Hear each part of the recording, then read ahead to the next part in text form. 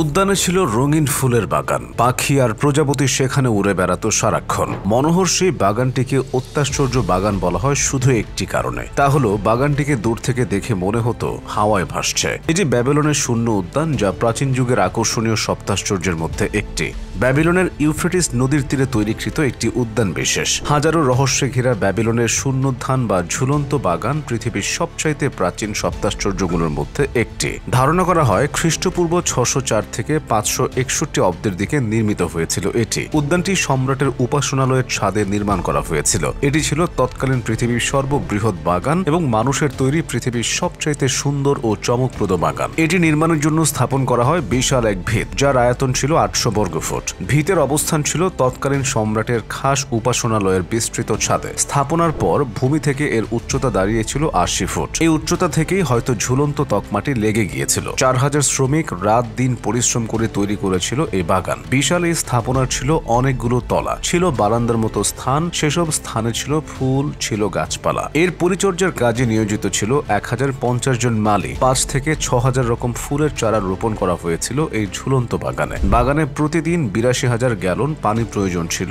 যা একটি পাইপের সাহায্যে জলাশয় থেকে তোলা হতো। 80 ফুট উঁচুতে অবস্থিত বাগানের সুউচ্চ ধাপগুলোতে নদী থেকে পানি ওঠানো হতো মোটা পেঁচানো নলের সাহায্যে। সম্রাট নেবুচাদনেজার যখন নিনেভে দখল করেন, সে সময় মিডিয়ান সম্রাট তাকে বিভিন্নভাবে সহযোগিতা করেছিলেন। পরে তিনি মিডিয়ান রাজকন্যার সৌন্দর্যে আকৃষ্ট হয়ে তাকে বিয়ে করেন। মিডিয়া পর্বত শোভিত দেশ, পক্ষান্তরে ব্যাবিলন সমতল এবং মরুধর্মী দেশ, ফলে সম্রাজ্ঞী প্রায় ম্রিয়মাণ হয়ে থাকতেন। সম্রাট তার সম্রাজ্ঞীকে খুশি করার জন্য এই উদ্যানটি তৈরি করেছিলেন। প্রথমে সম্রাট তার স্ত্রীর বিনোদনের জন্য মরুভূমির ভেতরে একটি উদ্যান তৈরি করার কথা ভাবলেন, কিন্তু মরুভূমিতে গাছ বাঁচানো ছিল কষ্টকর, কারণ সেখানকার পানির স্বল্পতা। কাজেই স্বাভাবিকভাবে সেখানে বাগান তৈরি করা ছিল অসম্ভব। এজন্যই রাজা এক বিশেষ পদ্ধতিতে বাগান তৈরির পরিকল্পনা করলেন। প্রথমে তিনি পাহাড়ের মতো একটি জায়গা তৈরি করলেন, তারপর এই পাহাড়কে কয়েকটি তলায় ভাগ করে প্রতিটি তলার চারপাশে বারান্দা তৈরি করলেন। এই বারান্দাতেই নানা রঙের ফুল ও শোভা বর্ধনকারী গাছ লাগানো হয়েছিল। এই উদ্যানটি দেখলে মনে হতো